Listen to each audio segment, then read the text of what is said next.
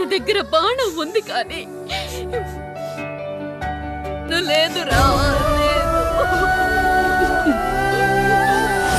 అసలు నీ తండ్రి ఎవరో నీకు తెలుసా? తెలుసా? ఇదిగో ఈ కాముడేరా నీ తండ్రి.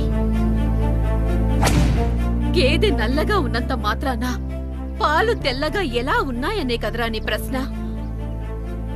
దానికి సమాధానం చెప్పాలంటే ఒక వర్షం కురిసిన రాత్రి నేను 9వ నెల బాలింతగా ఉన్నప్పుడు.